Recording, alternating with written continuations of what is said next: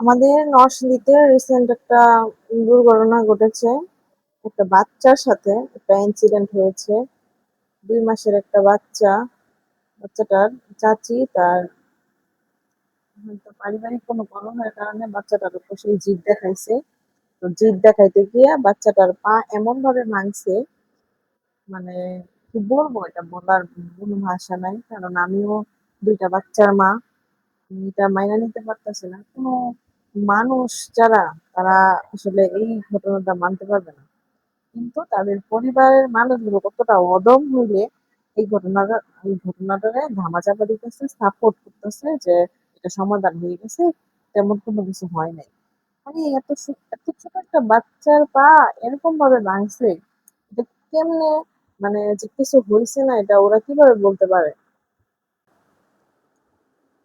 একটা মেয়ে মানুষ, মানে সংসার বাঁচানোর জন্য, স্বামীর কথা শোনার জন্য আহ কতটা বাধ্যগত হইতে পারে, আসলে ওনারে দেখা বুঝতেছি।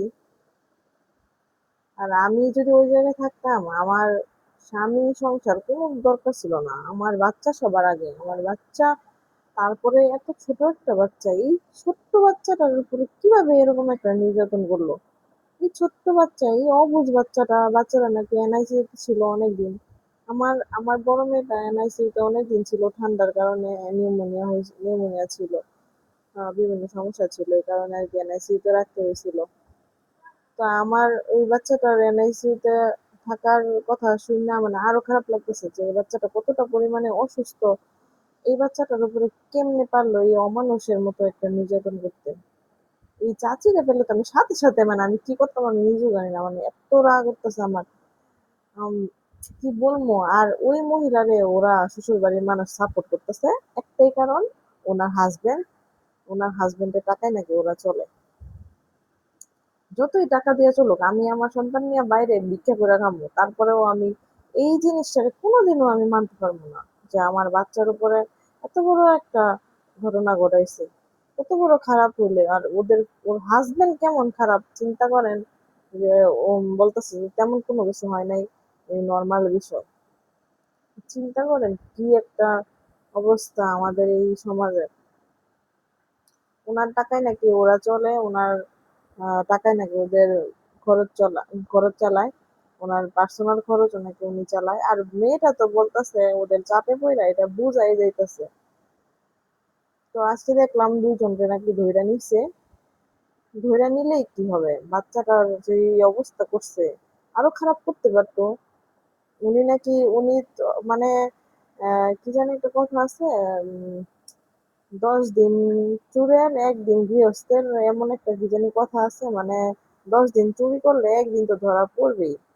তো সেটাই, আল্লাহ আল্লাহ তো আছে উপরে একজন, যে এই মাসুম বাচ্চাটার উপরে এরকম নির্যাতন করতেছে। উনি নাকি কয়েকদিন যাবত উনি এরকম করতেছে, আর বাচ্চাটার মা নাকি দেখে যে ঘুম পাড়ায় রাইখা যায়, বাথরুমে যায় বা কোনো কাজ করতে যায়, দেখে বাচ্চার গায়ে আঁচড়, আর বাচ্চার মানে অনেক কান্নাকাটি করে, অস্বাভাবিক কান্নাকাটি করে, এই জন্য উনি নাকি বাথরুমে গেছিল মোবাইলটা রাইখা, মানে মোবাইলের ভিডিও অন করে গেছিল। তো আইসা ভিডিওটা দেখে যে এরকম অবস্থা।